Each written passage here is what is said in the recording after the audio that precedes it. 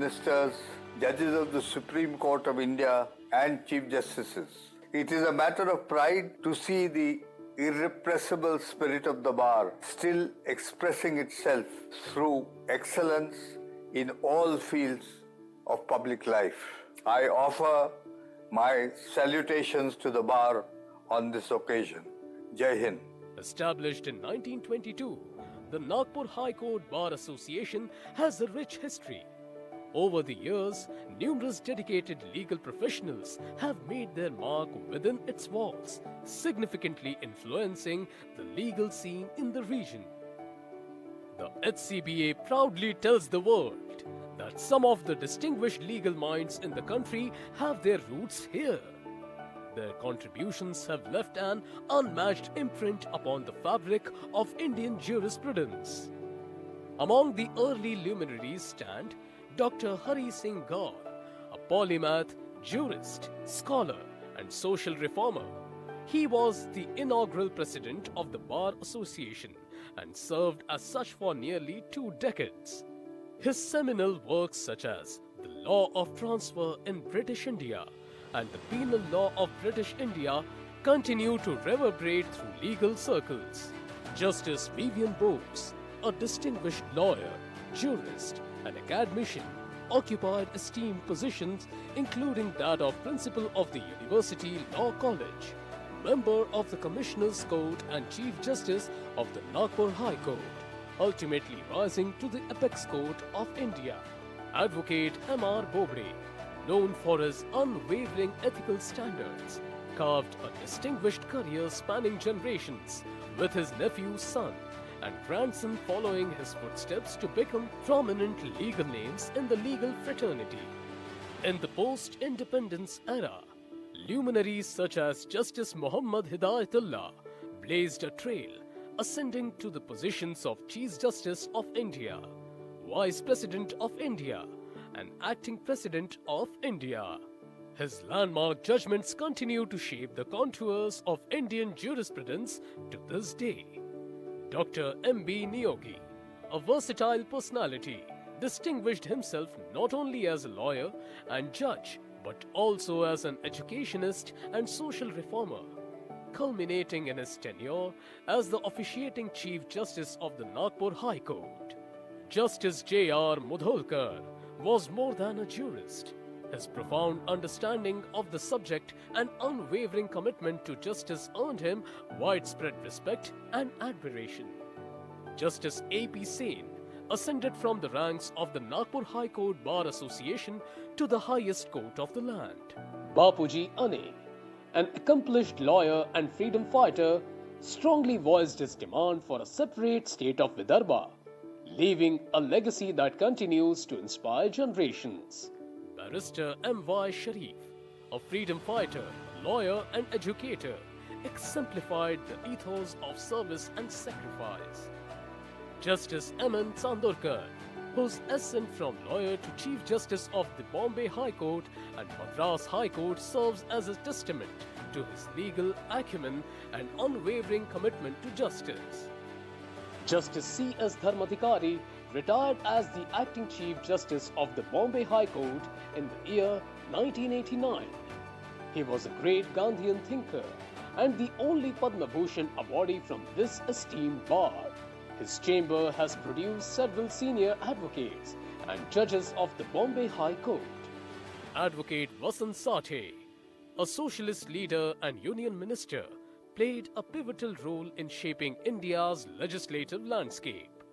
Senior advocate Arvind Bobde, alias Bhau Sahib, who was the first person from Vidarbha to serve as an advocate general for the state of Maharashtra. His elder generation, Senior Advocate Vinod Bobde, was a distinguished member of the Supreme Court Bar Association and one of the youngest lawyers to be designated as a senior advocate by the Honorable Supreme Court of India at a young age of 36 years. Mr. V.R. Manohar, Senior Advocate, Dewan of this bar, has ruled this court and many other courts across India for several decades. Well known for his exceptional legal expertise, ease with courts and skill to simplify complicated matters, He had an exceptional command in the field of criminal law. He has served as the Advocate General for the state of Maharashtra from 1991 to 93.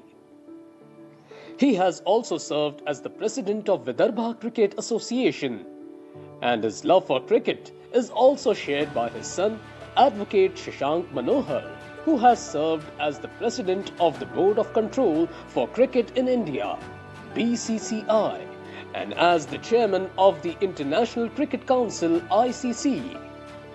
His younger son, Senior Advocate Sunil Manohar, has also followed his footsteps and served as the Advocate General for the state of Maharashtra from November 2014 to 15 and continues to regale our courts with his impressive arguments.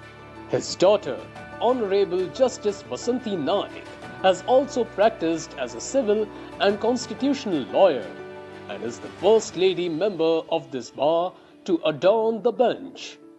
Justice Vikas Sirpurkar's journey from the Nagpur High Court Bar Association to the Supreme Court exemplified the association's legacy of producing legal luminaries. His judgments reflected empathy, fairness, and unwavering integrity. Justice Sharad Bobde, whose early practice began at the Nagpur High Court Bar Association, rose to become Chief Justice of India. Known for his keen legal mind and exemplary judicial temperament, his judgments left an indelible mark on Indian jurisprudence. Justice Bhushan Gavai is another hallmark of success of the Nagpur Bar, having risen to the apex court at a young age and authored landmark decisions towards social justice. The bar keenly awaits his lordship's path towards future laurels. It's a matter of great pleasure that we are celebrating the centenary of the establishment of the Nagpur High Court Bar Association. It's a great pleasure for me to be a part of these celebrations, not as a judge of the Supreme Court of India, but as a member of this august association, which made me what I am today. I recollect my early years when as a junior member of the Bar Association, we grew up listening to the arguments of the doyens of this bar, Bobde, Shri V.R. Manohar, Shri K.H. Deshpande, Shri Chandrasekhar Madkulkar, Shri P.G. Parshikar, amongst some of them. I can also refer to some of the names who were somewhat... Our esteemed dignitaries have arrived. I request all those who are standing by the red carpet to kindly step back a little bit or take their places so that there will be a clear pathway for our guests to come up on stage. Thank you.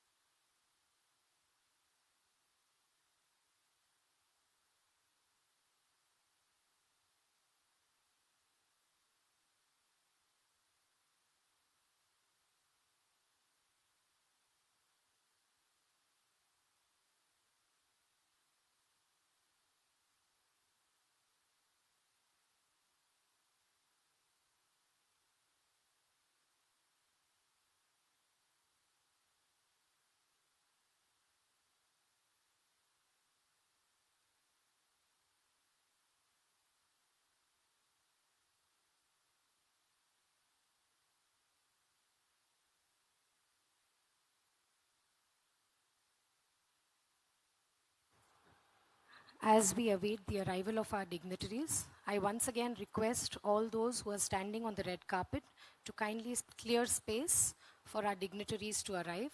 Thank you.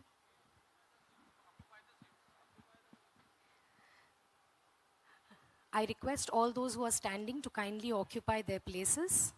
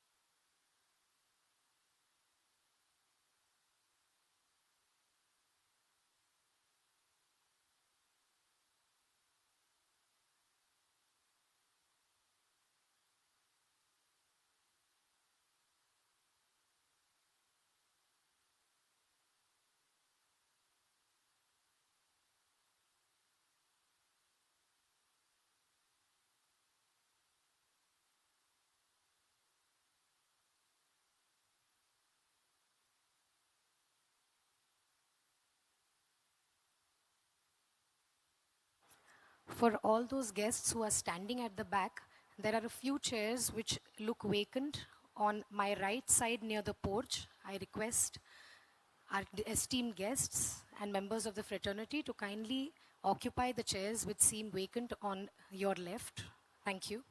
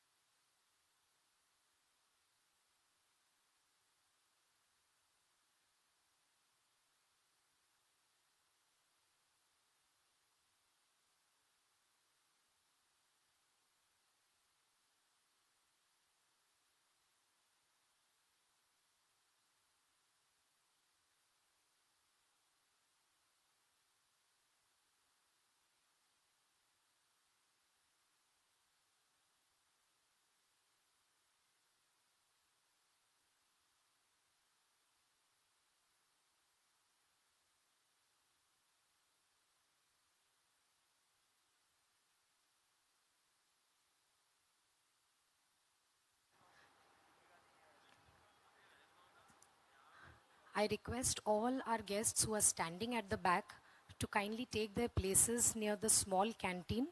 I'm told there are about 15 rows of chairs which are available so that you all can sit and listen to our Chief Justice comfortably.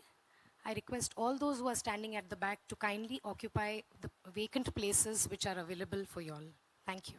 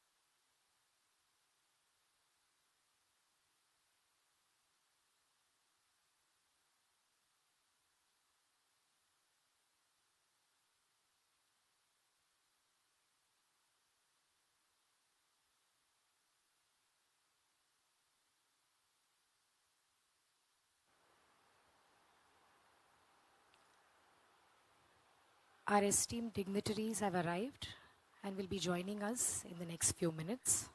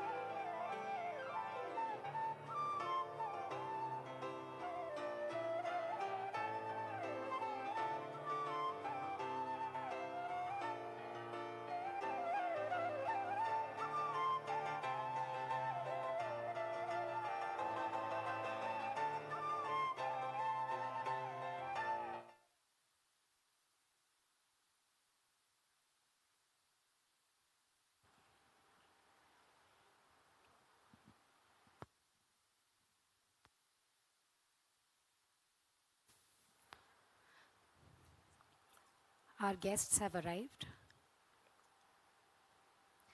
I request everyone to join us in welcoming our distinguished guests.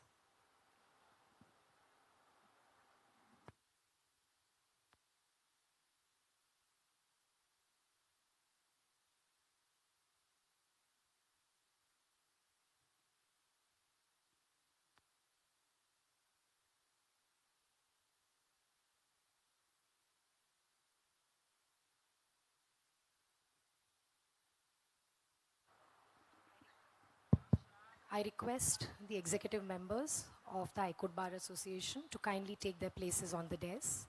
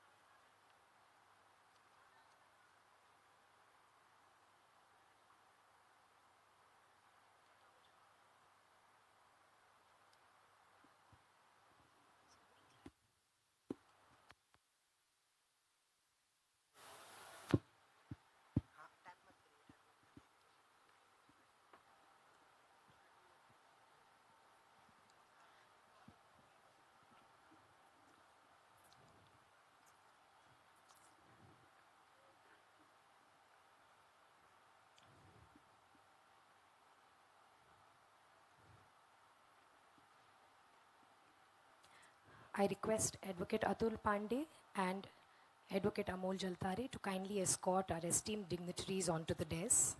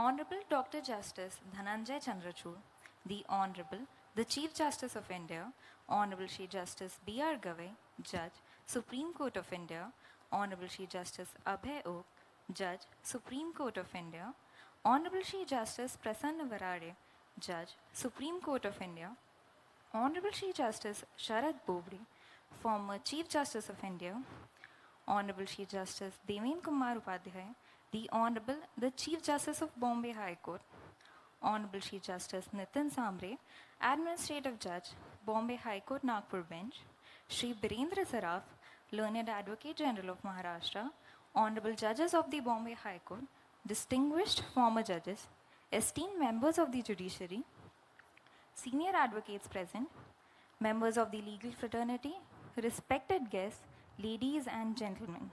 On behalf of the High Court Bar Association, I, Shad Mirza, along with Advocate Radhika Bajaj, welcome you all to the inaugural ceremony of Centenary Year celebration of the High Court Bar Association in Nagpur.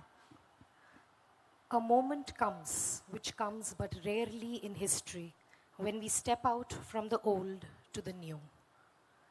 In these eternal words of Jawaharlal Nehru, I welcome you all to rejoice in the reverence of a glorious past, the commemoration of a magnificent present, and a hope for a wonderful future ahead for the High Court Bar Association, Nagpur. As we celebrate a century of our existence, filled with stories that have shaped generations, we are delighted to welcome you all to partake in this small piece of history we are about to script today. At the outset, I request Advocate Atul Pandey, President of the High Court Bar Association, to deliver his welcome address.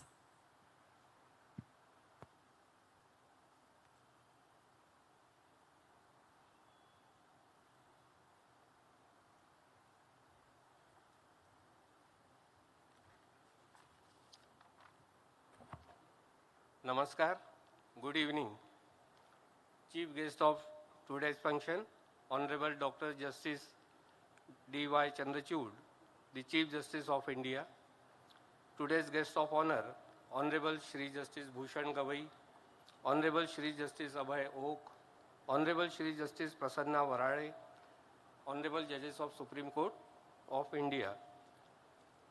Former Chief Justice of India, Honorable Shri Justice Sharad Bobde sir, Honorable Shri Justice Devendra Kumar Upadhyaya, the Chief Justice of Bombay High Court, Honorable Shri Justice Nitin Samre, Administrative Judge, Bombay High Court, Nagpur Bench, Dr. Birendra Saraf, Advocate General, State of Maharashtra, Honorable sitting and former judges of Bombay High Court, Honorable judicial members, distinguished senior counsels, esteemed members of HCBA, respected guests, ladies and gentlemen.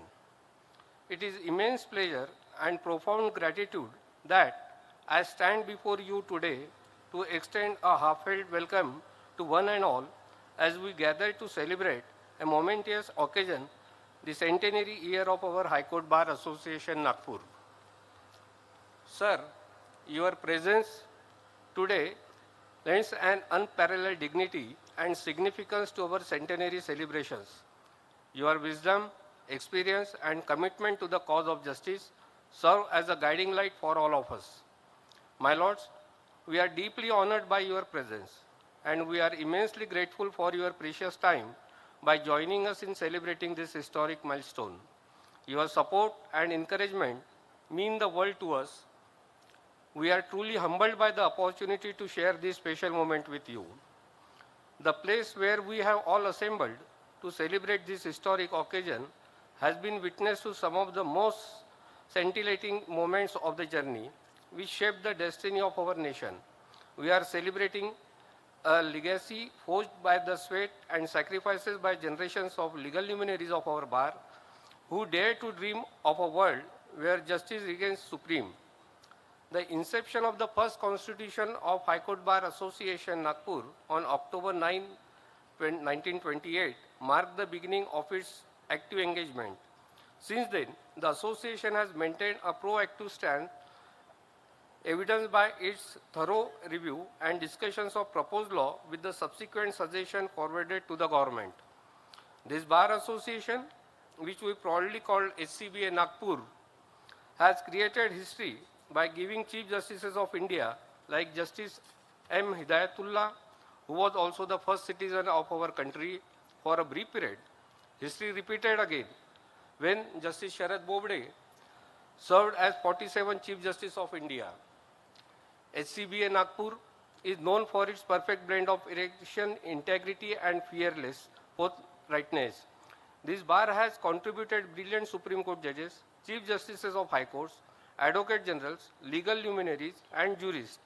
The list is unending, but to mention a few among them are Justice Vivian Bose, Justice Mudholkar, Justice A.P. Sen, Justice V.S. Sirpurkar, Shri Bhaiya Sahib Bobde, late Shri A.S. Bobde, Senior Advocate Shri V.R. Manohar. My Lord, the High Court Bar Association Nagpur is committed to the cause of underprivileged and sections of society who do not have easy access to justice. The Nyadut project undertaken by our association is a perfect testimony of commitment to the said cause, wherein several members of the association visited remote and interior parts of Vidarbha to have first-hand information about problems and difficulties faced by masses in countryside and offer legal aid to them. The association also have a study circle known as late Shri Vinod Bobde Study Circle, wherein distinguished speaker and jurists are enlightening the members of the bar and budding lawyers by sharing their views on various topics. It is customary to say that the bar and bench are two wheels of the chariot of justice, but in my opinion, it will be rather appropriate to say that the bar and bench are the two powerful stallions which do not allow the chariot to go straight, but it runs with full momentum. As we look ahead to the next 100 years, let us reaffirm our commitment to the principles that have guided us so far: integrity, compassion, and impeccable dedication to the rule of law. There are still challenges ahead, but with unity, determination, and the unconditional support of our members, I am confident that we will continue to uphold the highest standards. Once again, welcome to our centenary celebrations. Welcome to the High Court Bar Association. May your presence here tonight inspire all of us to continue striving for excellence and upholding the noble ideals of justice and integrity that have guided our association for the past 100 years. It's truly an honor to be a part of this momentous occasion. Here's to a century of achievement and to the promising future ahead. Thank you.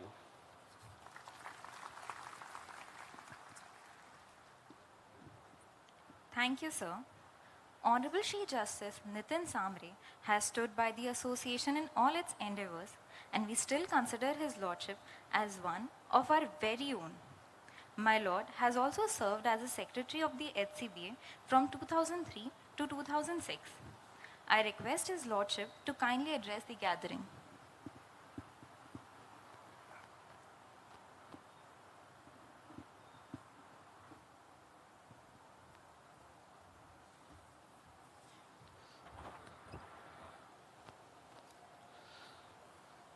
Honorable the Chief Justice of India, Dr. D.Y. Chandrachud, Justice Bhushan Gavaí, Judge Supreme Court of India, Justice Abhay, Judge Supreme Court of India, Justice Prasanna Varale, Judge Supreme Court of India, our own Chief Justice, Justice Devendra Upadhyaya, former Chief Justice of India, and my Guru, Justice Bobde, Advocate General Mr. Dr. Biren Saraf, office bearers of the association, my brother and sister judges, some of them all the way traveled from Aurangabad and Bombay to attend this centenary celebration inauguration. Former judges, Justice Sirpurkar, a very pleasant evening to you all. It's an honor to be here today to celebrate the centenary celebration of the High Court Bar Association Nagpur. As we stand on the threshold of this momentous occasion, I am filled with the sense of pride and awe at the rich history and heritage of this esteemed bar association. It is a cherished moment for all of us, amplified by the presence of Honorable the Chief Justice of India, Justice D.Y. Chandrachud, and other distinguished judges and former judges of the Supreme Court, as we celebrate the legacy, the achievements, and the unyielding pursuit of justice that defines the spirit of Nagpur High Court and High Court Bar Association Nagpur. The contribution of the former Chief Justice of India, Sharad Bobde, along with the contribution of Senior Judge of the Supreme Court of India, Justice B.R. Gavai, in espousing the cause of this Bar Association is enormous. The public interest litigation initiated through High Court Bar Association Nagpur was pursued by both these stalwarts in their capacity as a member of the Bar Association, so also on the bench, which has led to this Bar Association to be the victorious in their gallant efforts. It is a matter of unparalleled pride for us to remember that the High Court Bar Association Nagpur has given our nation not one, but two Chief Justices of India, the erudite Justice Mohammad Hidayatullah and Justice Sharad Bobde. The legacy is poised to be further as we await the elevation of another of our distinguished member of High Court Bar Association Nagpur to the position of Chief Justice of India. Additionally, the High Court Bar Association Nagpur has served as a nurturing ground for exceptional legal talent and scholarly distinction. It has produced distinguished personalities who have acceded to the prominent position as Judge of Supreme Court of India, like Justice Sir Vipin Bose, Justice Mudolkar, Justice Sen, Justice Sirpurkar, Justice Gavai, each leaving a significant imprint on the highest judicial forum in the country. I would like to highlight Justice Mudolkar's influential role in the conception of the basic structure doctrine. In the landmark case Sajjan Singh versus State of Rajasthan, Justice Mudolkar became the first to introduce this concept within the Indian legal framework.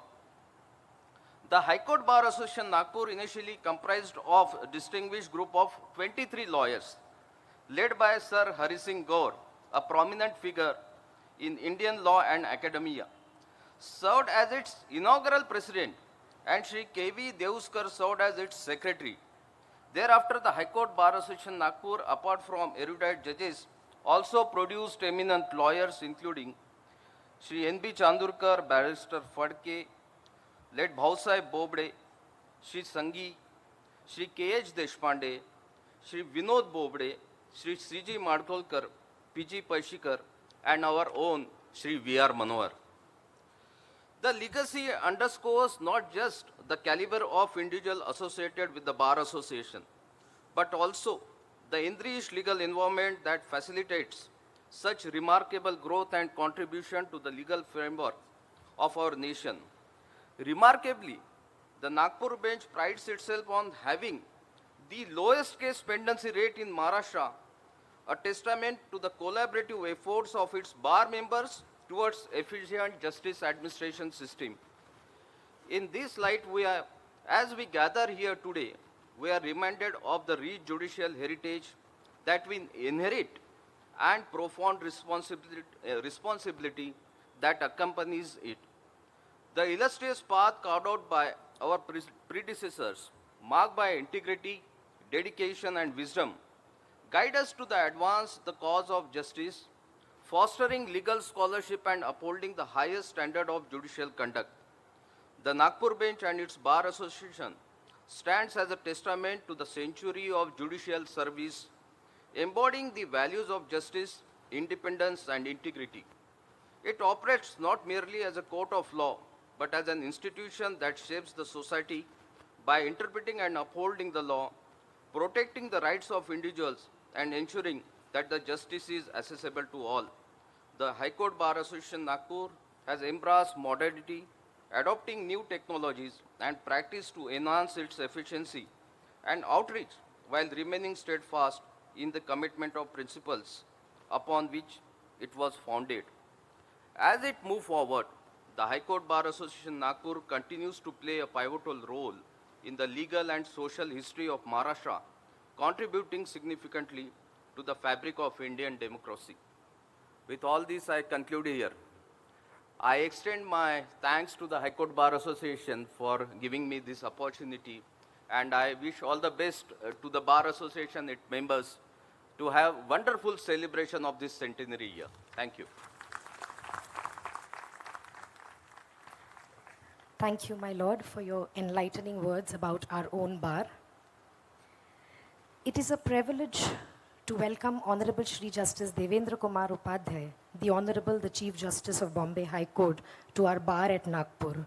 In his lordship's short while with us, my lord's concern towards the litigants is evident, be it the registration of a PIL due to the inaction of the authorities under the Medical Termination of Pregnancy Act, or advising a young junior regarding the jurisdiction of the University Tribunal. I invite my lord to kindly address the gathering.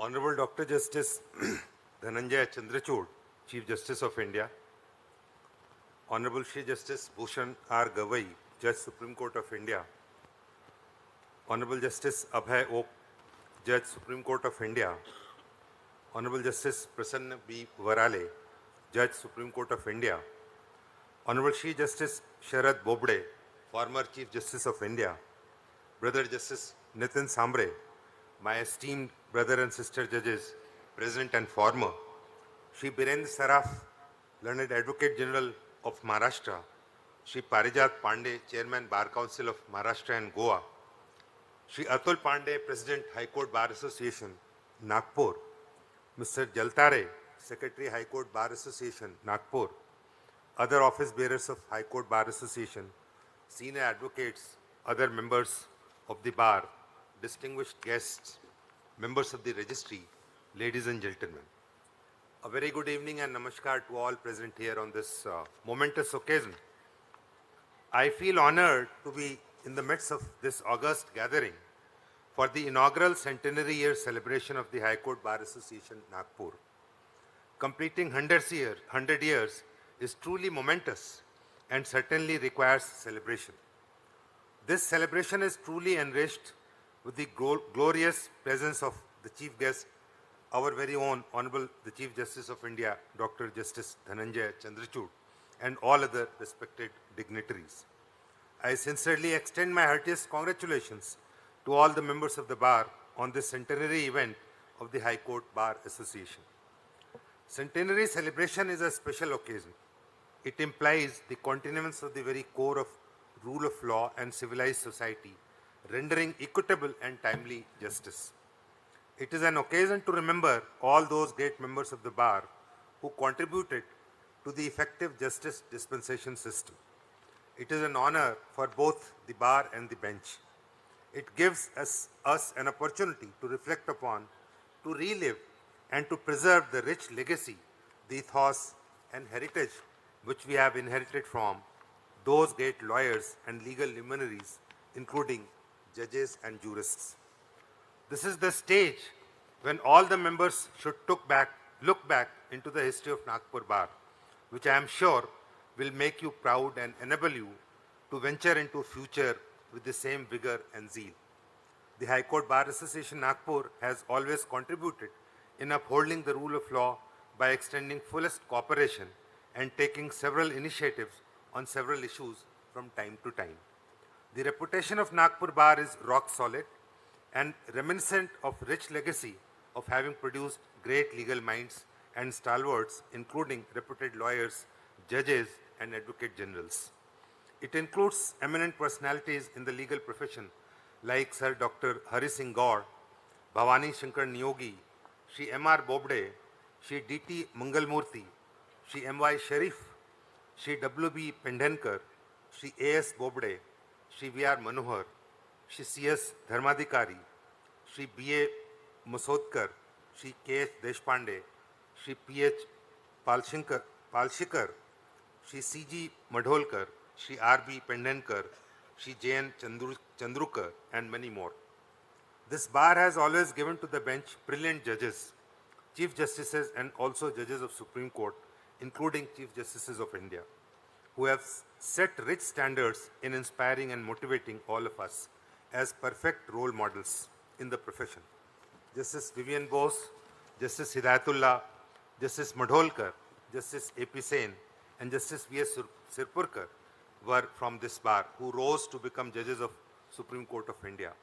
Justice Hidayatullah and Justice Sharad Bobde, who is with us today and is privy to this glorious moment in the life of this bar, went on to become the Chief Justices of India. We are extremely fortunate to have with us a very, very distinguished member of Nagpur Bar, Justice Bhushan Gavai, who is adorning the office of the judge of our Supreme Court. The members of bar who were elevated as judges and further as the Chief Justices of different high courts include Justice M.N. Chandurkar, Justice Ashok A. Desai, Justice J.N. Patel, Justice B.P. Dharmadhikari. The list includes many other members of the bar who are also elevated to the bench. Then there have been distinguished and illustrious lawyers from the Nagpur Bar who had served as Advocate Generals in the state as well. This is all indicative of the sheer prowess and talent of the members of Nagpur Bar that has made it so proud and privileged. It was in 1922 when the then Bar Association for Lawyers at Nagpur was functional at the Judicial Commissioner's Court at Nagpur, with around 23 members, including Dr. Hari Singh Gaur as its president and Shri K.V. Devskar as its secretary. The momentum was set in, and thereafter there was no looking back.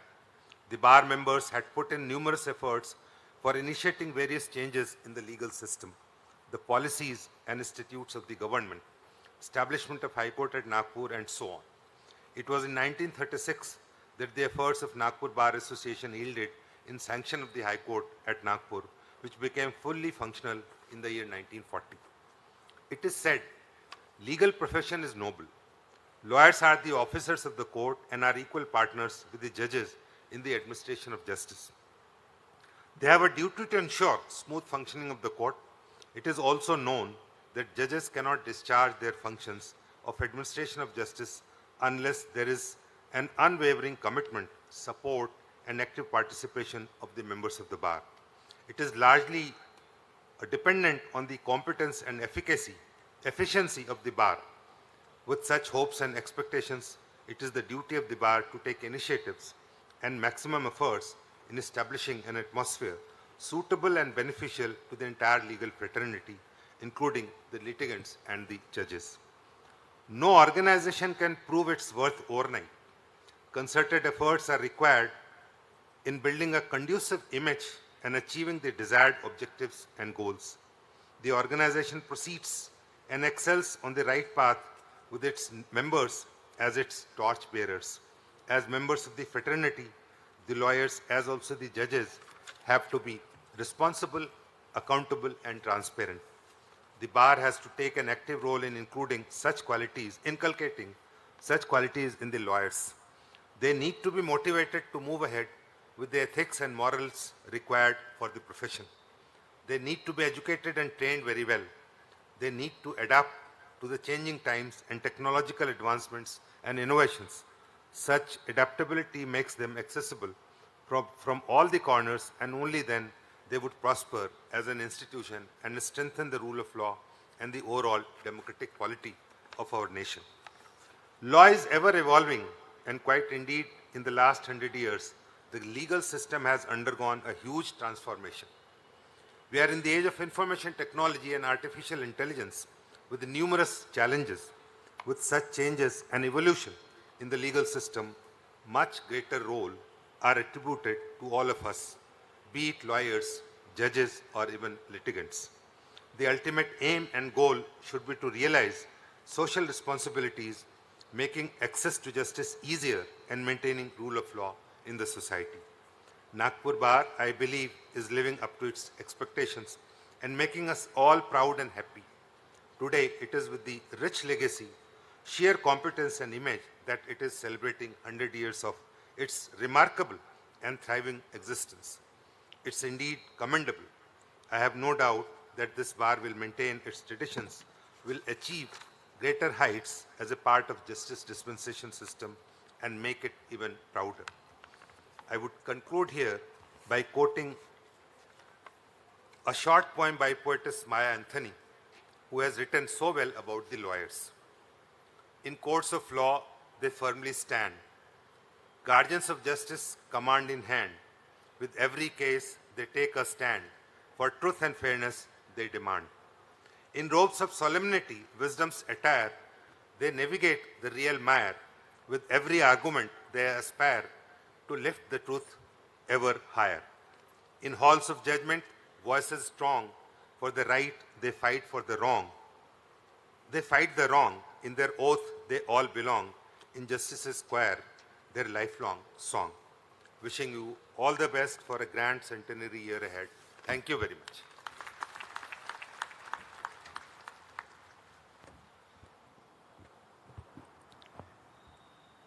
Thank you, my lord, for those enlightening words and the valuable advice. Honorable Chief Justice Sharad Bobde needs no introduction to the legal circles of Nagpur. His Lordship has been one of the stalwarts of the HCBA, scripting history with his erudite arguments at the bar and later with my lord's various landmark judgments from the bench.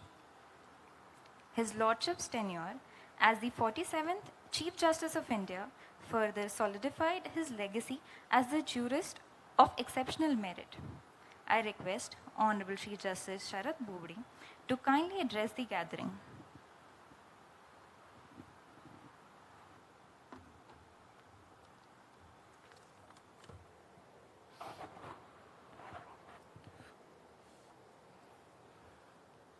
Good evening. The Honorable Mr. Justice Chandrachud, the Chief Justice of India, the Honorable Justice Bhushan Gavai, the Judge Supreme Court of India, the Honorable Justice Abhay Oak, Judge Supreme Court of India, the Honorable Justice Prasanna Varale, Judge Supreme Court of India, the Honorable Justice Nitin Sambre, Senior Judge at Nagpur,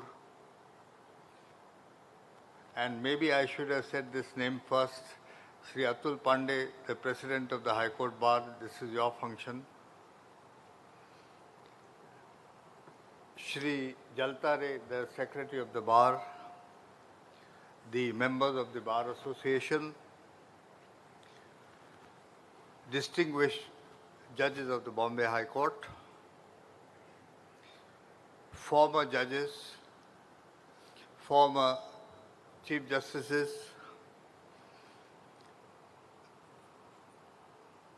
distinguished colleagues from the bar, members of the bar, ladies and gentlemen.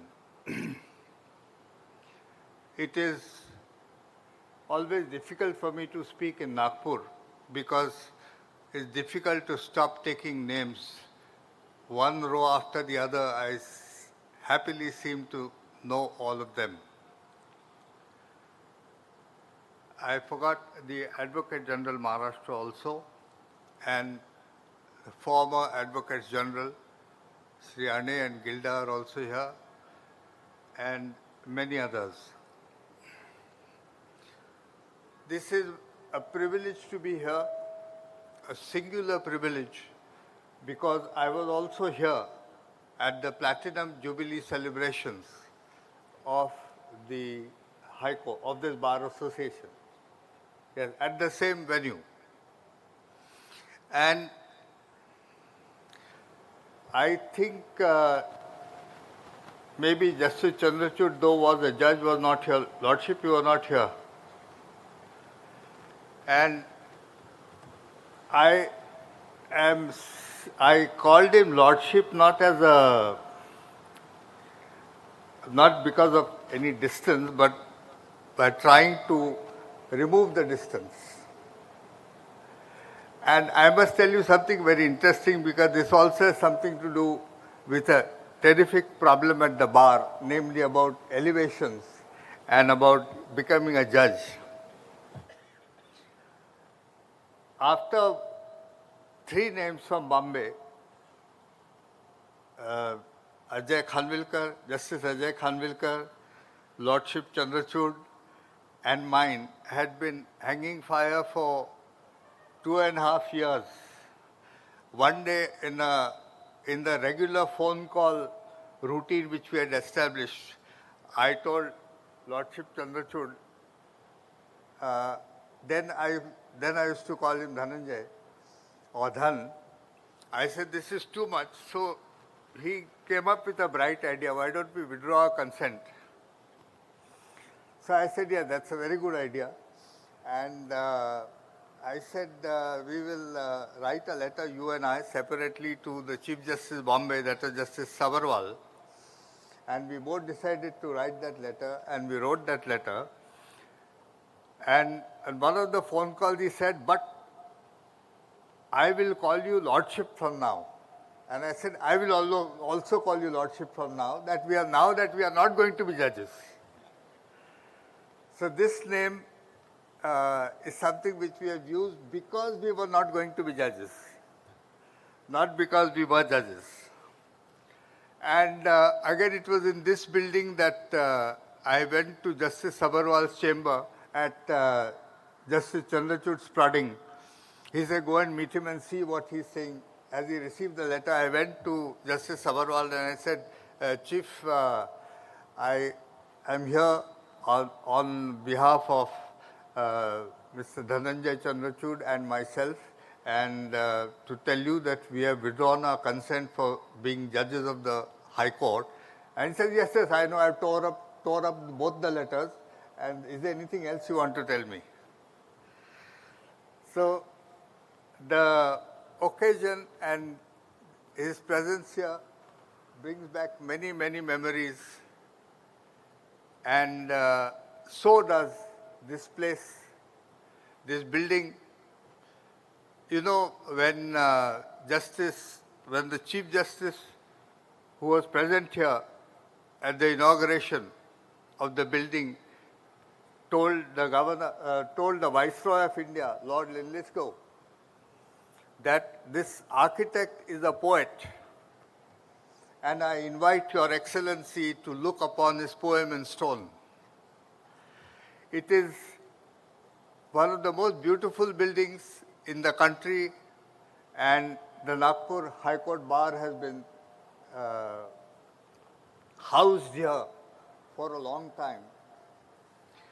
And I'm glad to be here in the presence of all the distinguished judges, almost all friends, and the Chief Justice of the Bombay High Court.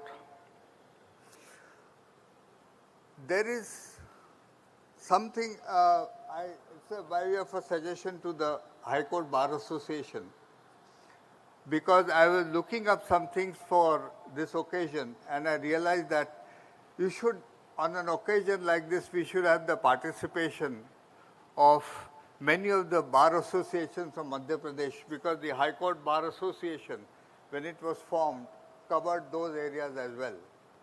Only, I understand it will become a burden, but it's worth discharging. The Judicial Commissioners Court, and I won't go into details, many people have spoken about it, became the highest judicial authority in 1886.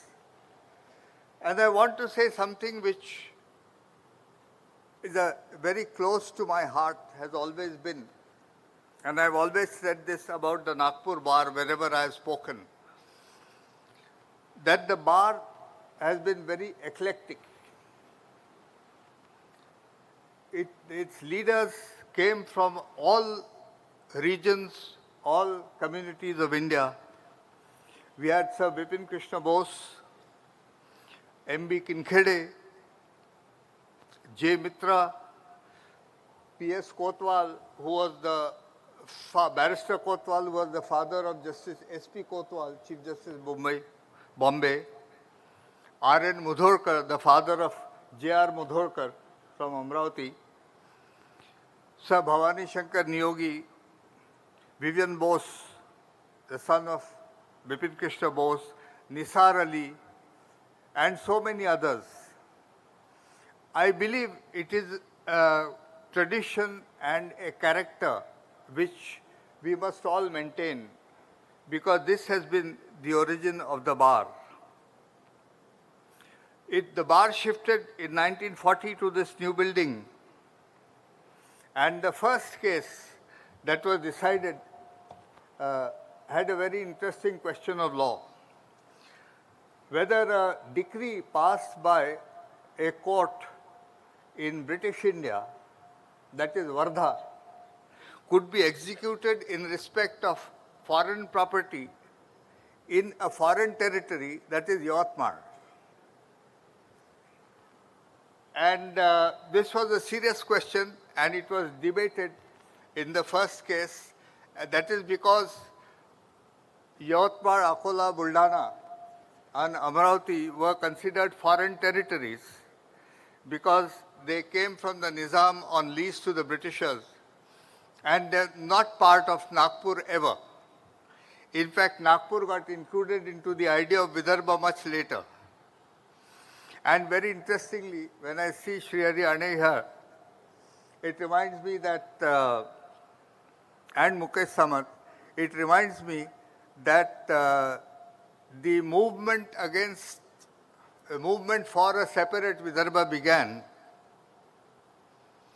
because the people in Vidarbha were afraid that the 4 districts would go back to the Nizam, and not because Bombay or Maharashtra was in question at all. To prevent these 4 districts from going back to the Nizam after the lapsing of sovereignty, that the Vidarbha movement began and asserted the existence of a separate Vidarbha. Anyway, that was the first case. Since then, the bar, through its advocates and the judges who were appointed from it, has been concerned with some really stunning cases. There's no time to go into them. But the Narayan Rao Vaidya sedition case, the Chimur Ashti case, in which people convicted of murder suddenly found that after independence they were heroes and were released, with Justice Hidayatullah as Advocate General then. Then a famous case which I first time heard Justice J.S. Verma narrate, that is a case in which Justice Vivian Bose treated a letter from the prison as a petition and hauled up the superintendent of prisons and told him that he will proceed for contempt against him because he withheld a letter from the prisoner. When the superintendent who was in court, Colonel Jathar, said that this is a letter, it's not a petition, he said a letter is a petition.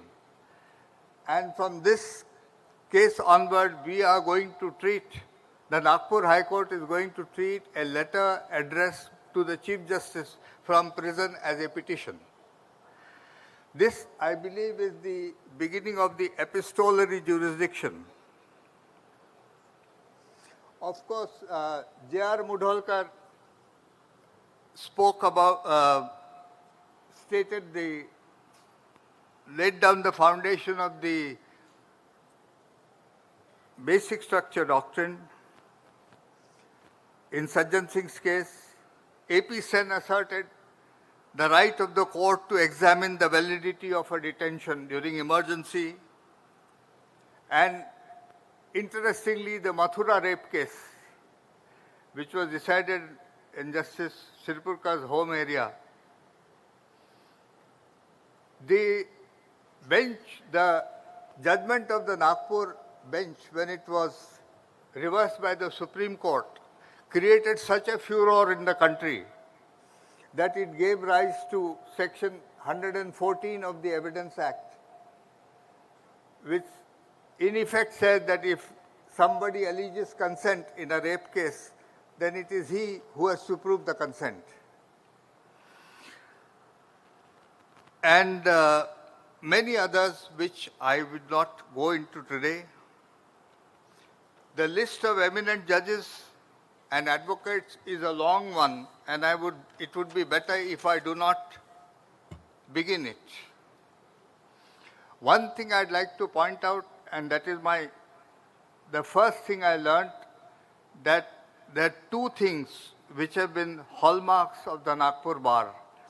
One is great learning, and the other is fearlessness and the nurturing of young advocates. The 2 things I want to mention in the passing, because I believe they've had a great socio-legal impact because of what the members of the bar did.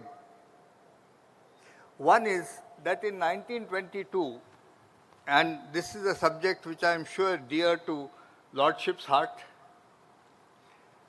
You know, there was the Regina Guha case from Calcutta, where the Calcutta High Court in effect held that women could pass an LLB examination, but they could not be registered as legal practitioners. Interestingly, the Calcutta High Court said that a woman is certainly a person within the meaning of the word in the Act because of the General Clauses Act. Person includes male and female. But still, we cannot give the right to be enrolled as a legal practitioner because, and this is a very interesting reason, because it has never been done before. When the matter was, there was a legislation pending in the Central Legislative Assembly, and the bill that was being tabled was the inclusion of women in the electoral votes in India, electoral rolls in India. Sir Hari Singh Gaur got up and made the following proposal as an amendment. And that amendment was, and the government be further pleased to remove the sex bar held to disqualify women from enrollment as legal practitioners in the courts of this country. It is purely the only reason why, or at least the beginning of why women could practice was Dr. Sir Hari Singh Gaur's commitment to the principle of equality. Another great member of the bar who had an immense social impact and became the first Chief Justice of the Nagpur High Court was Sir Bhavani Shankar Niyogi, who was elected chairman of the Municipal Committee of Nagpur, that is the present mayor, I suppose. And he was a radical humanist, as lordship like Rane. Tarkunde, Rane, Jagedar, yes. So, Sir Bhavani Shankar was a radical humanist. And Dr. Ambedkar and Sir Bhavani Shankar Niyogi were so close on their outlooks at the world that Dr. Ambedkar invited Bhavani Shankar Niyogi to preside over the massive function for conversion of Harijans to Buddhism in 1956. Sir Bhavani Shankar Niyogi did many other things, but his progressive outlook, I'm talking of those days, I'm sure had a tremendous impact on society. But it often is sidelined in the world of social media and WhatsApp these days.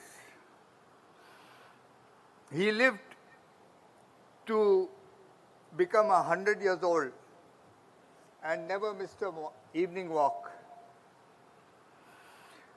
The bar has produced innumerable judges, lawyers, also Chief Justices of the states and India, governors, members of the Viceroy's Executive Council,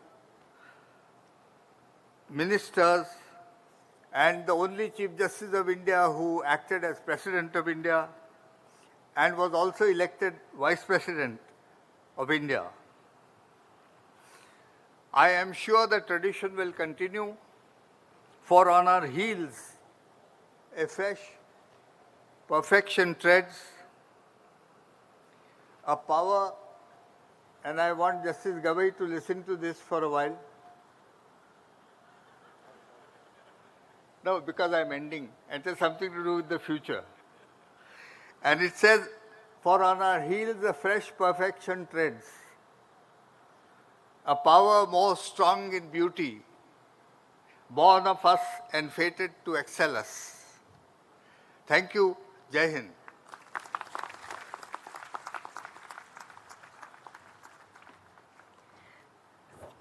Thank you, my lord. It is always a delight to hear from your lordship and the treasure trove of knowledge that you leave with us. We at Nagpur always look forward to your lordship's visits. Honorable Justice Shri B.R. Gavai has been one of the leading lights of the Nagpur Bar. Even after his lordship's elevation, my lord's constant support and encouragement to the High Court Bar Association has been indispensable in carving out a niche for our bar on the legal map of the country. I request Honorable Shri Justice Bhushan Gavai to kindly address the gathering.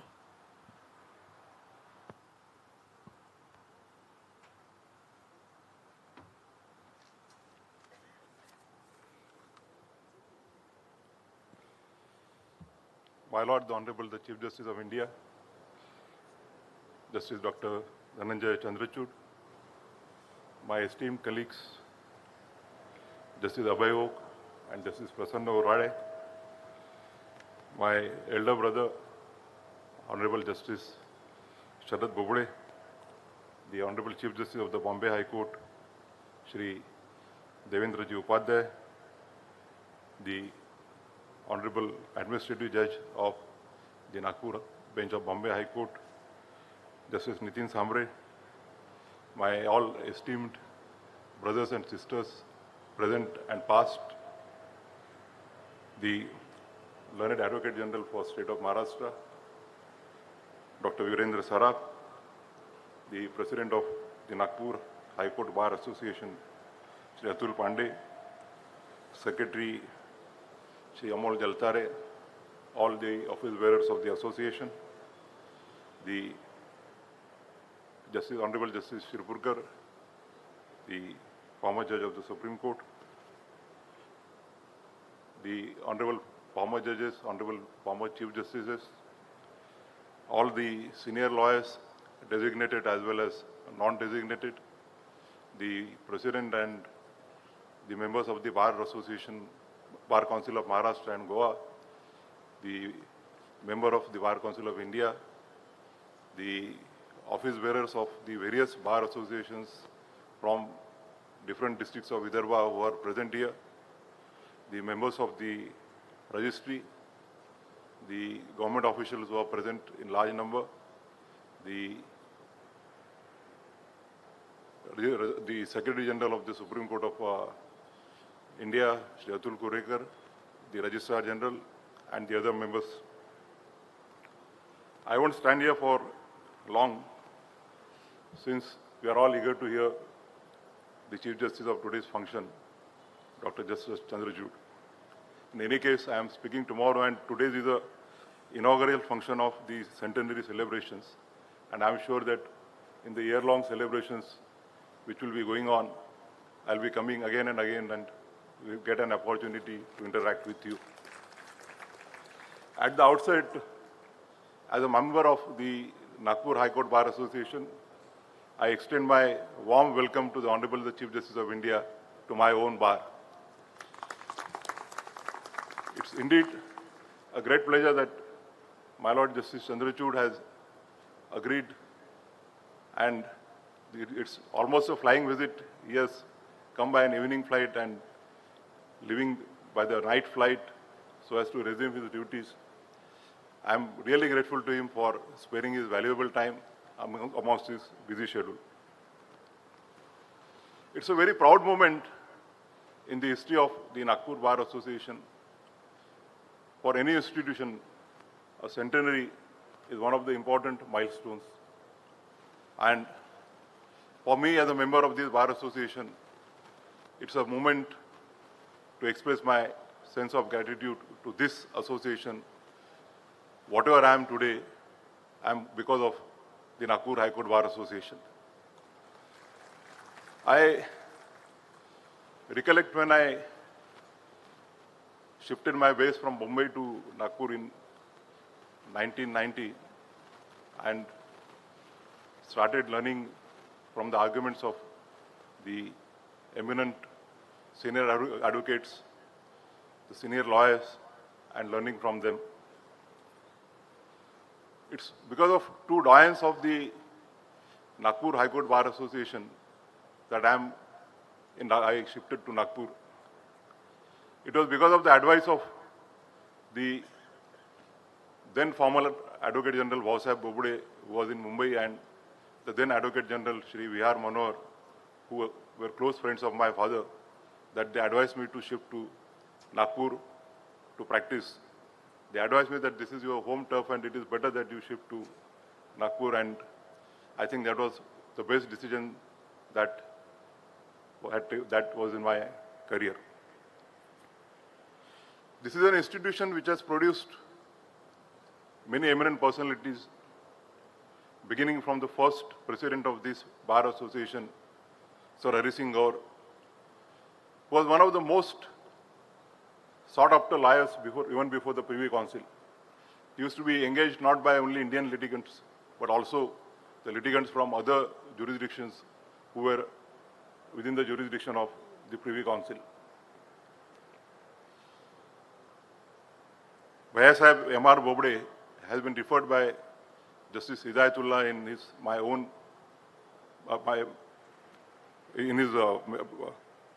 memoirs as to be one of the finest lawyers that he had seen in his career as a judge. As referred by the earlier speakers, this bar has produced the eminent judges in the Supreme Court: Justice Vivian Bose, Justice Hidayatullah, Justice Mudolkar, Justice A.P. Sen, and Justice Shirpurkar. It has given two Chief Justices, Justice Hidayatullah and Justice Sharad Bobde. As my Lord Justice Bobde referred to, one of the leading milestones in the Indian constitutional jurisprudence is Keshavanand Bharati versus State of Kerala. The doctrine of basic structure is evolved in Keshavanand Bharati, and the credit is given to Keshavanand Bharati. But as a proud member of Nagpur High Court Bar Association, I must proudly say that it is the two learned judges from this bar who have laid the foundation of the basic structure doctrine.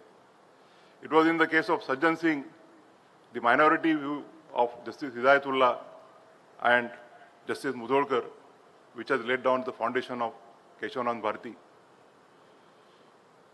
Justice Mudolkar stated that the word used is amend, and whether the word used amend can also be construed to mean that the Parliament has a power to amend the Constitution in such a way that it takes away the basic features of the Constitution.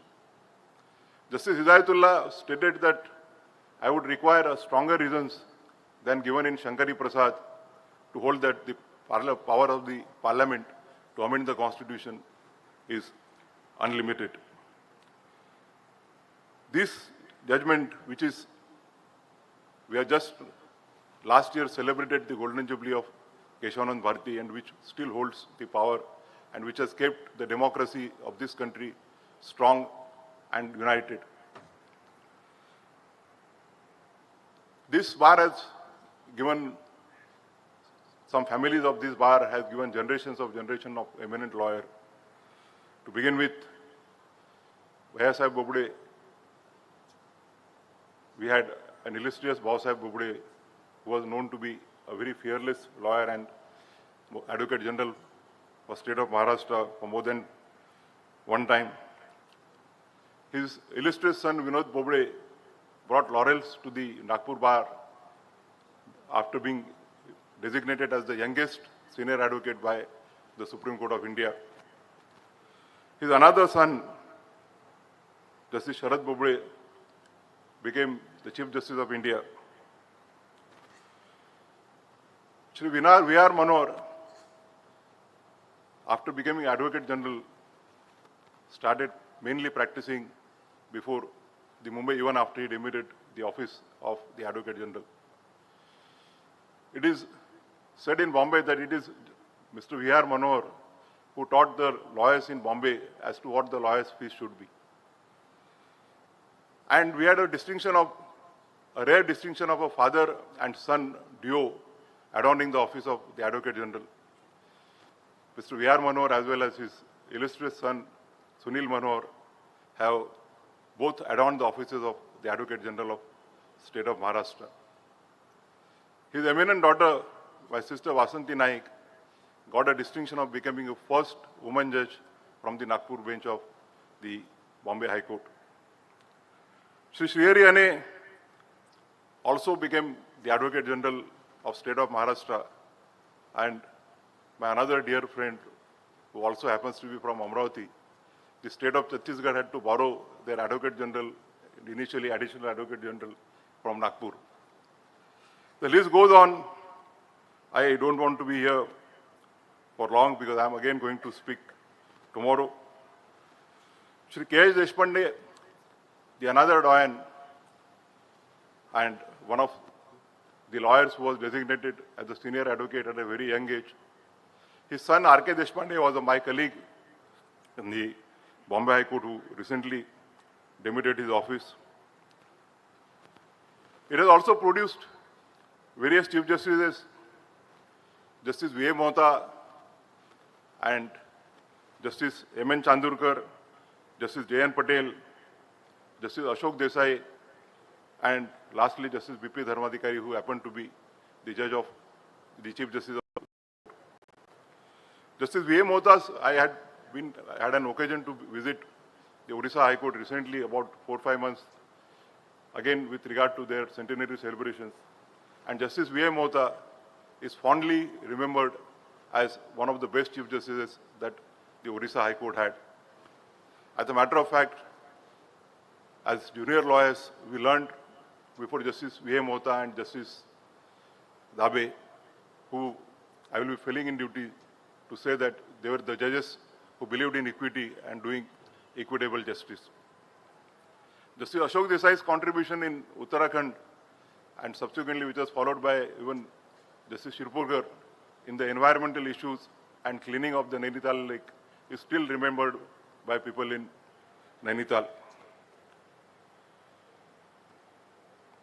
The lawyers in the Nagpur Bar Association are also generous. I recollect when Justice Raga was elected as the president of the Bar Association and Anand Jaiswal elected as secretary and Anil Kilor was its executive member. They have established a beautiful library for the members of the association, and Justice Raga, with his skills, was able to get good amount of money from the members of the association for establishment of the library. Mr. V.R. Manohar donated a huge sum to establish a library in the memory of his father, R.K. Manohar. In the recent past, the contribution of Mr. Anil Kilor as a president of the High Court Bar Association cannot be forgotten. I may not be said to demean the contribution of all the past presidents and secretaries and office bearers of the association. Their contribution has been immensely vast, but on account of paucity of time, it may not be possible for me to refer to them. I am sure that this year-long celebrations will cherish the memories of our predecessors, the persons who have been as a beacon, as a role model for us. I have been working as a judge at Bombay, at Aurangabad, and also for a brief stint at Goa. And it is the judges from Nagpur and also lawyers from Nagpur who have been received tremendously well at Aurangabad as well as Mumbai. It would not be wrong to say that the judges from Aurangabad, from Nagpur, are treated to be the best judges either at Aurangabad and at Mumbai. I'm happy that Justice Sambre accepted my request to come back to his roots and serve the institution which has given him what he is. I'm sure that those who have disowned Nagpur and shifted elsewhere would follow suit and serve the institution which really requires and deserves their eminence and their knowledge. With this, I congratulate all of us on the completion of the 100 years of our most prestigious and august institution. Thank you and best of the luck for the year-long celebrations.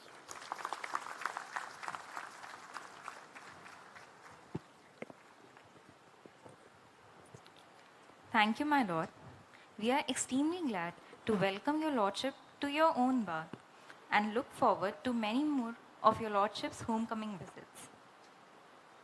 The Honorable, the Chief Justice of India, is one of the foremost exponents of law the country has ever seen. We are tremendously honored to have His Lordship inaugurate the centenary celebrations of our bar. I invite Honorable Dr. D.Y. Chandrachud to enlighten us with his invaluable words.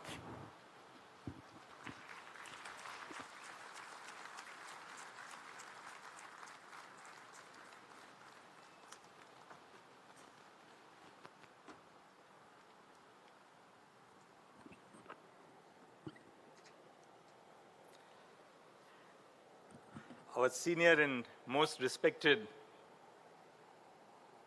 brother, Justice Sharad Bobde, former Chief Justice of India, my very distinguished colleagues in the Supreme Court, Justice Bhushan Gavai and Justice Abhay, respected former judges of the High Court and of the Supreme Court, Justice Sirpurkar is part of the audience, Justice Devendra Kumar Upadhyaya, Chief Justice of the Bombay High Court, Justice Nitin Sambre, Administrative Judge,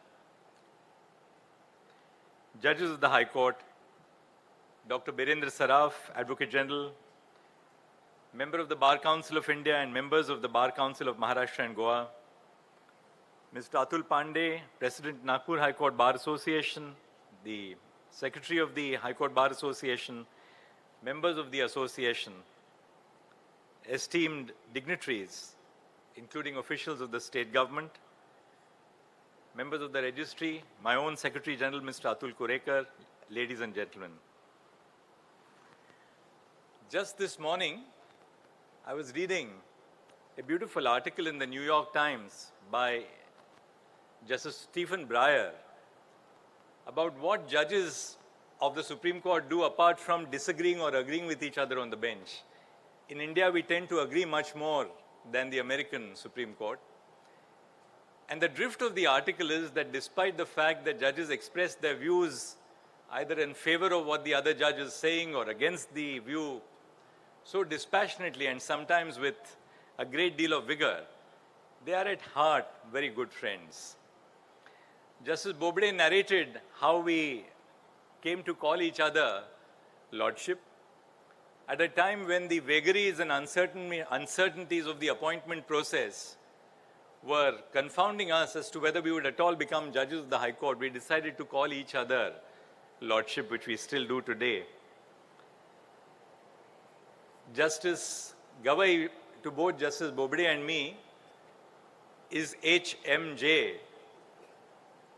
So even today in the Supreme Court, when we meet in the coffee lounge, I welcome him because I normally arrive a little before he arrives.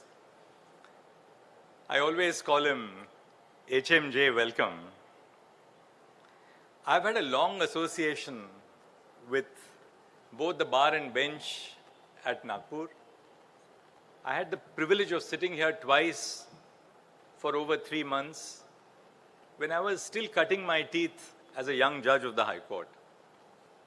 And I learned a great deal from the bar. I spent very happy months here in the company of all of you who educated me in areas of law which I was not familiar with. But even before that, I was the beneficiary of members of the bar who made this cross-migration to Mumbai. Justice Bobde's distinguished father, Bhausaheb Bobde, and Justice Vasanti Naik's very distinguished father, Mr. B.R. Manohar. I can only tell you this, that one of the early cases which I appeared as a junior with Mr. Bhausaheb Bobde involved the withdrawal of the prosecution which was launched against the head of the Dawoodi Bohra community. And the test was, what is the test to be applied for the withdrawal of a prosecution of this nature?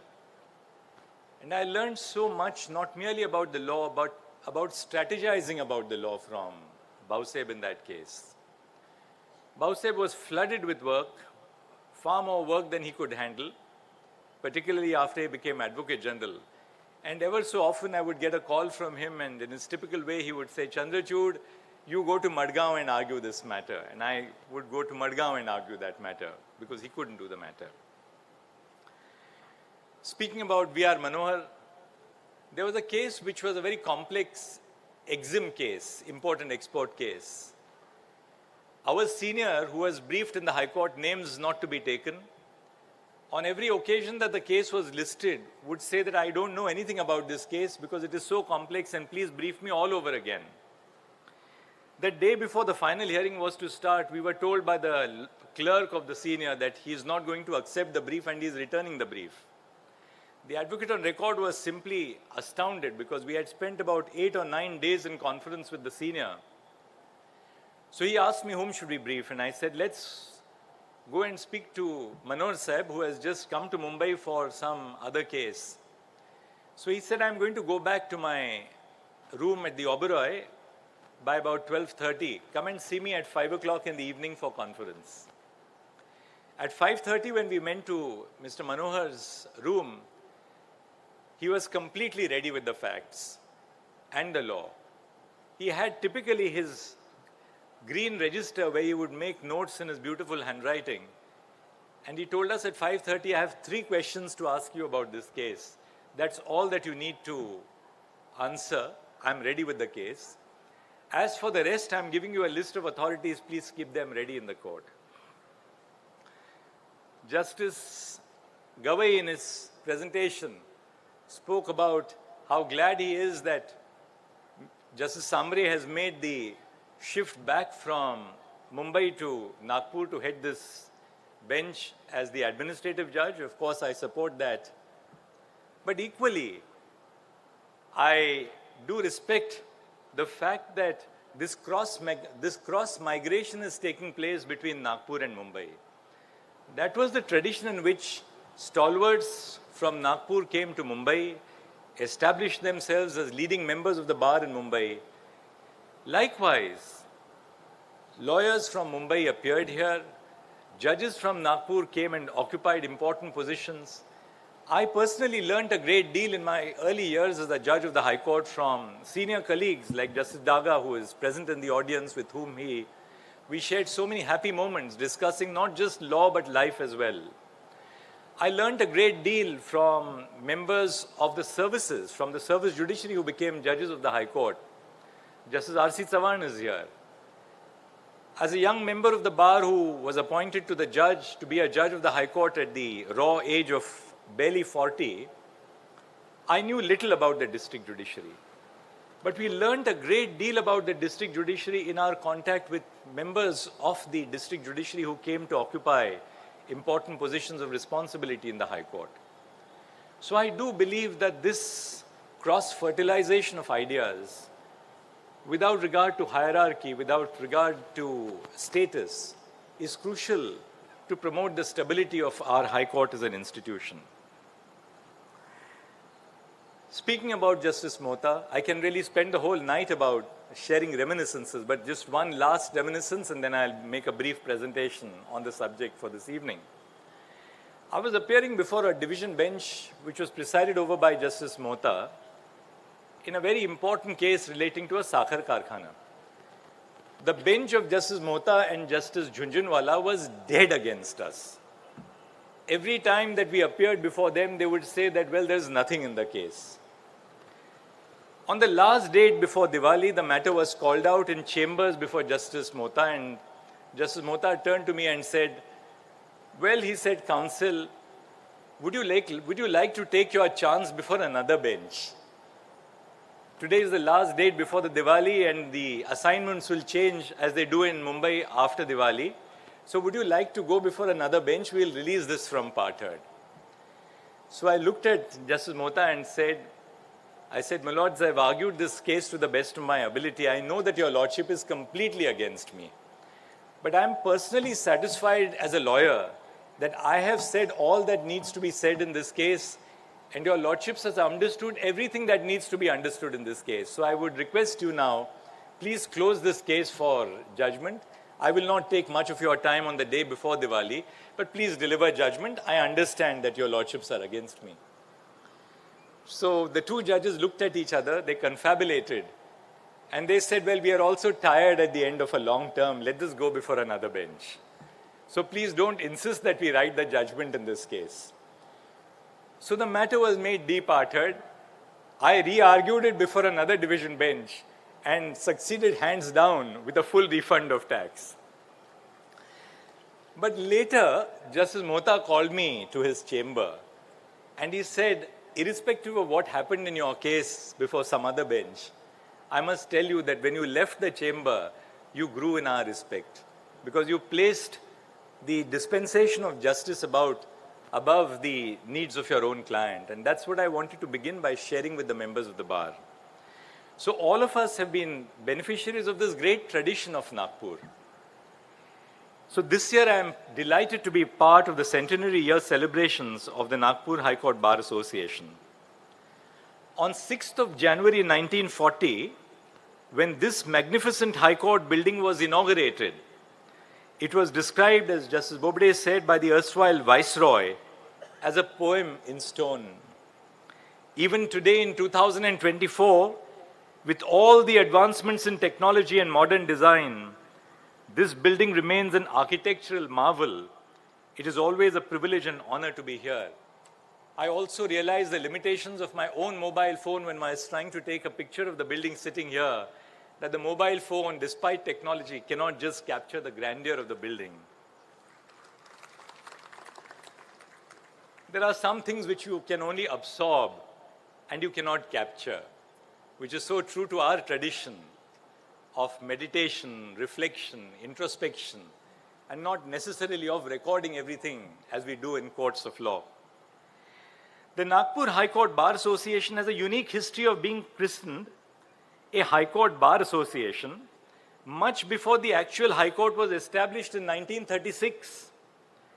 In 1928, almost 8 years before the High Court was established, the Bar Association renamed itself a High Court Bar Association and made fervent demands for a High Court to be set up in Nagpur.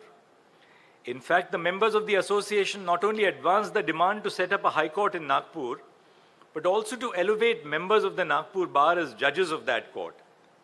The active and vibrant spirit of the association today is undoubtedly rooted in this rich and dynamic history spanning over 100 years. The Nagpur Bar has given to the country legal stalwarts and judges who have left a deep imprint on our judiciary and the jurisprudence of our courts.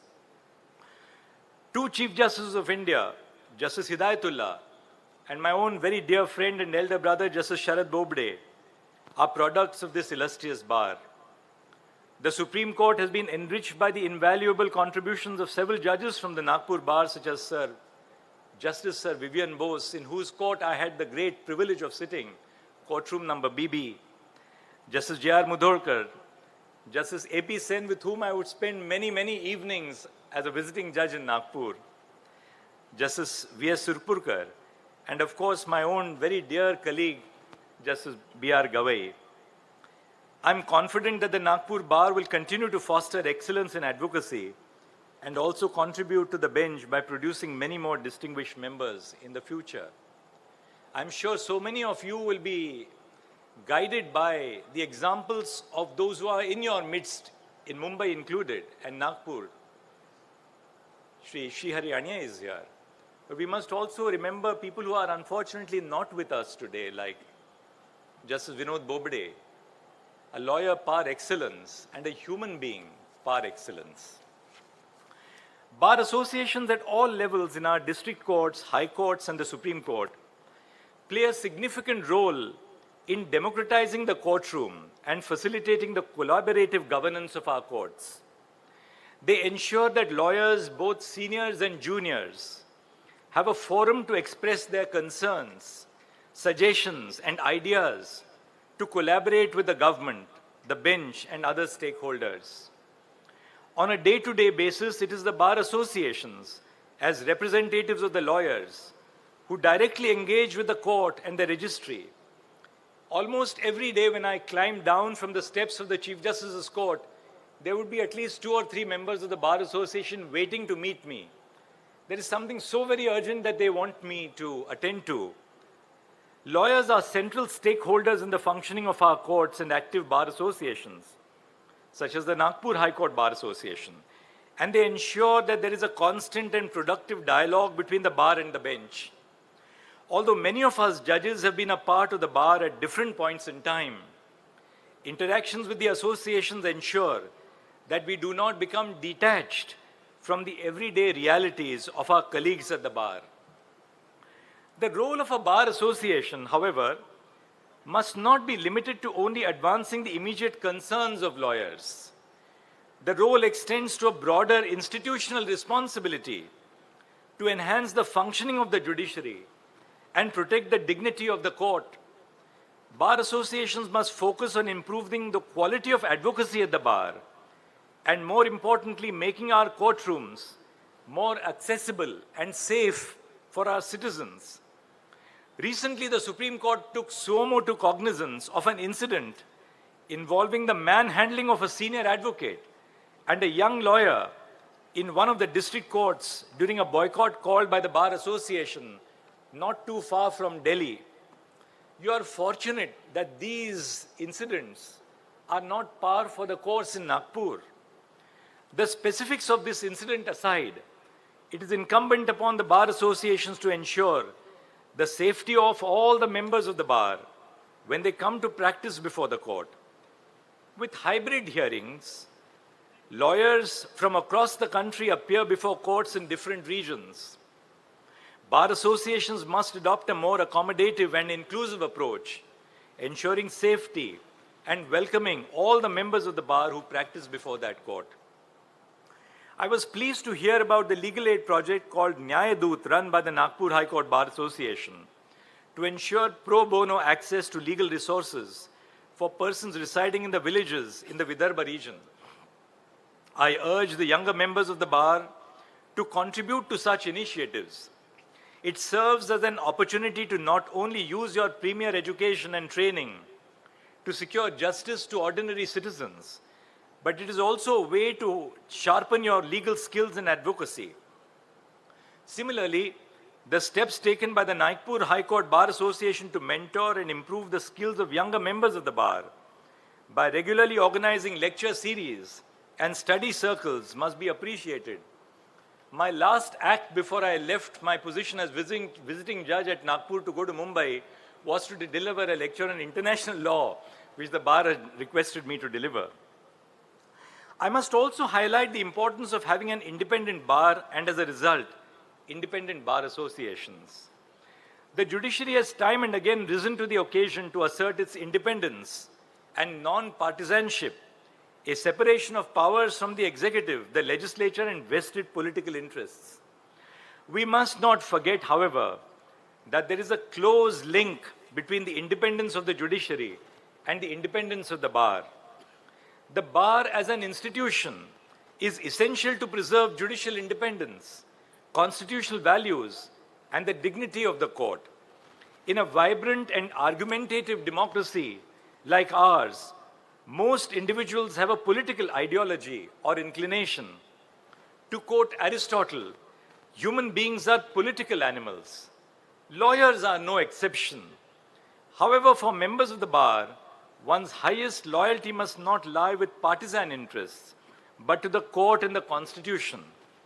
In many ways, it is an independent bar that is a moral bulwark to protect the rule of law and constitutional governance.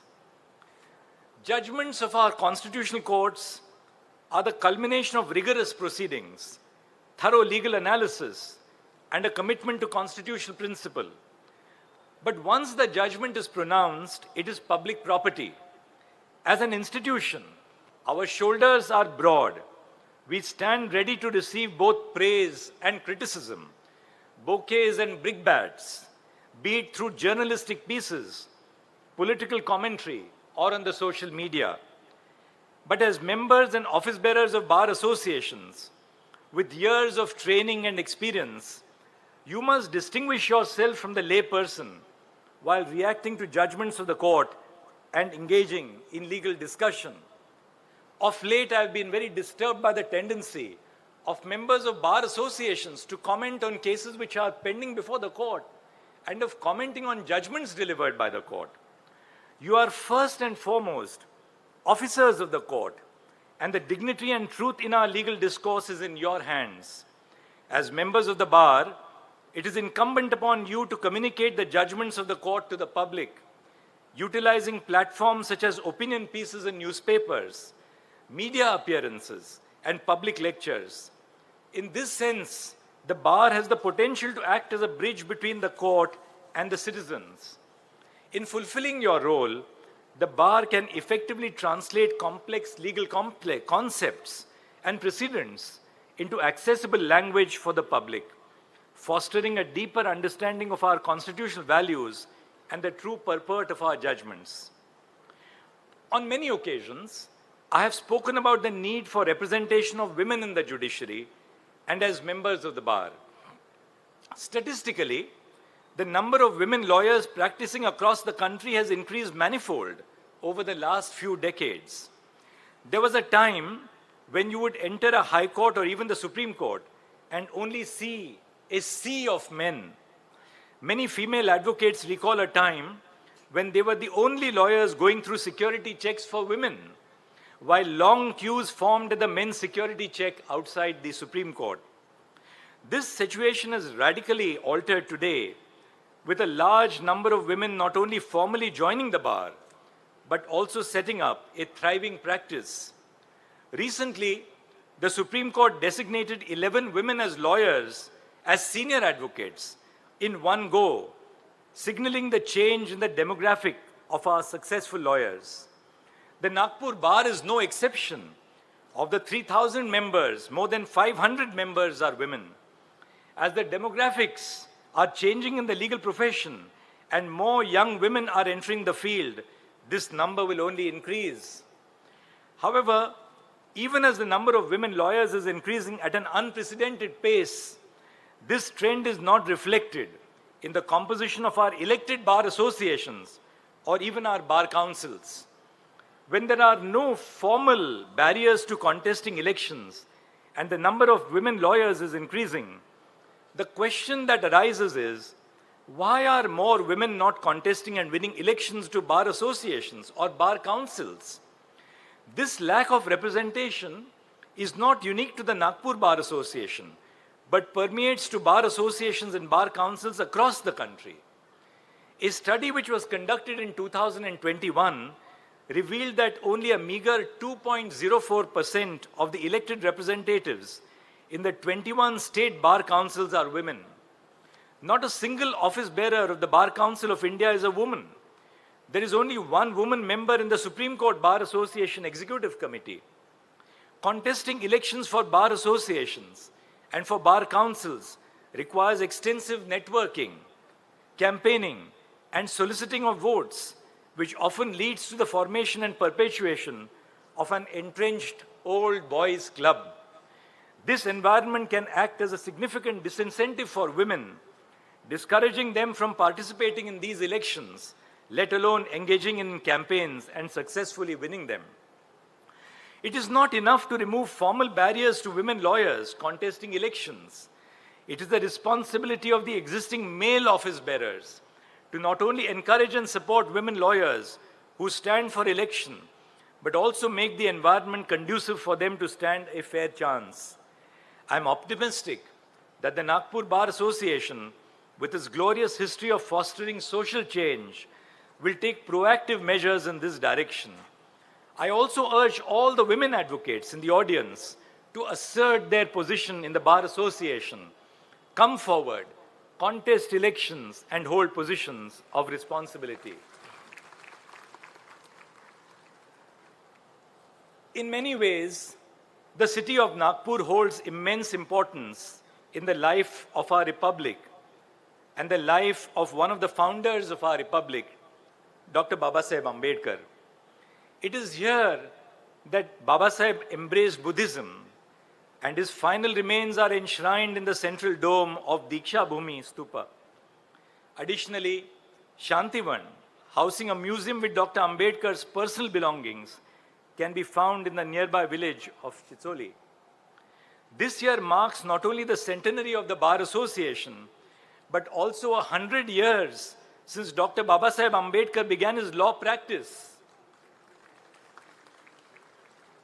In honor of this milestone, the Supreme Court established a statue of Dr. Ambedkar, symbolizing his guiding presence as we fulfill our constitutional duties. In a sense, a little part of Nagpur is now forever a part of the Supreme Court. Dr. Ambedkar's motivation to pursue a legal practice was rooted in the independence a legal practice provides. Legal practice was liberated from the feudal hierarchies of caste, which he fought against and mobilized public opinion. Dr. Ambedkar believed that in colonial India, the legal profession alone allowed an individual to remain independent from the government and social forces. He valued his independence from an undemocratic colonial government and a caste-ridden society over monetary or commercial gain. This motivation to pursue law for autonomy and freedom that the profession imparts stands true even today. The ability and responsibility of a lawyer to act without fear or favor, ill will or affection must continue to guide us as members of the legal profession. In a judgment authored by Justice Vivian Bose, a former judge of the Supreme Court of India and an illustrious member of the Nagpur High Court Bar Association of this court, Justice Bose observed, "The Constitution is not for the exclusive benefit of governments and states. It is not only for lawyers and politicians and officials and those highly placed.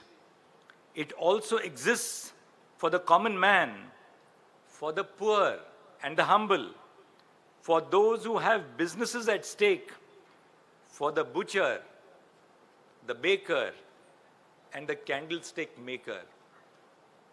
Let us all remember that our constitution is an inclusive constitution. It is intended to bring together the butcher, the baker, and the candlestick maker. So just as this building is said to be a poem in stone, Justice Vivian Bose was a poem personified in verse, as he wrote. I would conclude by saying that as you carry out your responsibilities as professionals, advocates, and officers of this constitutional court, remember that your foremost duty lies towards ensuring justice and upholding the rights of every individual, be it the baker, the candlestick maker, last but not the least, the butcher as well. Thank you. Each of you carries a heavy mantle of excellence to uphold. I am certain that all members of the Bar Association will live up to the illustrious reputation of this historic bar, embodying integrity, diligence, and excellence in your legal practice. Justice Gavai said before he ended that he is not making a long speech because he will speak tomorrow and come back during the year-long celebrations. I made a long speech, but I expect that I will also return during the year-long celebrations. Thank you. Namaskar. Thank you, my lord. I believe we can all rise as a standing ovation to the Honorable, the Chief Justice of India. Indeed, after hearing his lordship,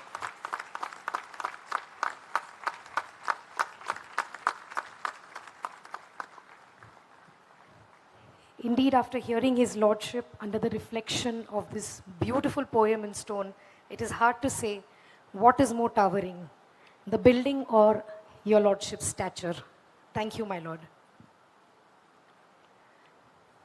The High Court Bar Association would like to take this opportunity to express their profound gratitude to all our esteemed dignitaries who have graced the occasion with their august presence. I request Advocate Atul Pandey, President of the High Court Bar Association, to present a token of our appreciation to our chief guest, Honorable Dr. Justice D.Y. Chandrachud.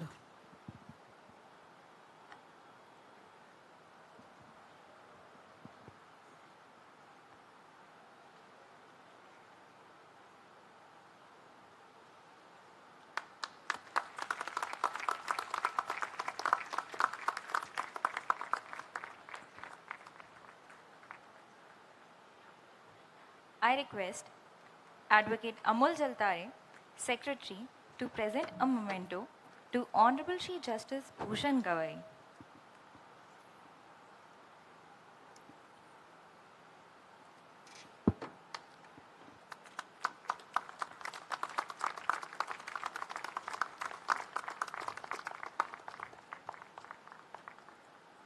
Thank you. I request Advocate Pankaj Tidke, Vice President of the Bar Association, to present a memento to Honorable Shri Justice Abhay Oak.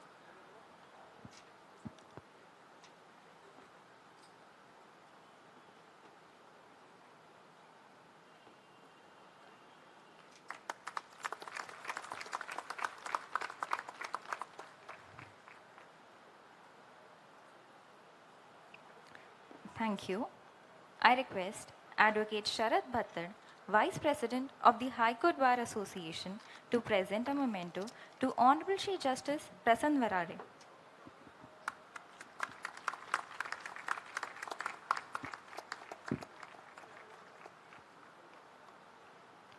Thank you, my lord.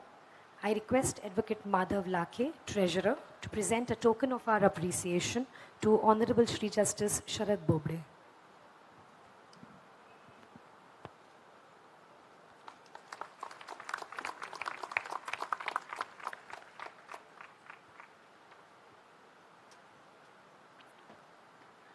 Thank you. I request Advocate Prithviraj Chauhan, Joint Secretary, to present a memento to Honorable Shri Justice Devendra Kumar Upadhyaya.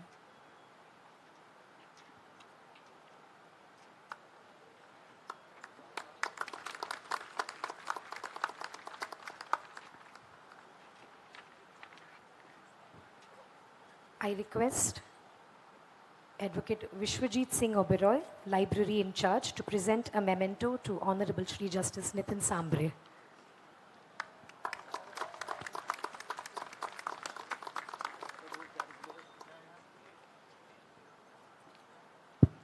Thank you. I request Advocate Apurva Kole, Executive Member of the HCBA, to present a memento to Shri Birendra Saraf, Learned Advocate General of Maharashtra.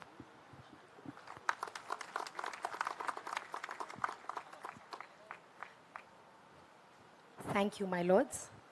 I now kindly request everyone to kindly rise for the national anthem.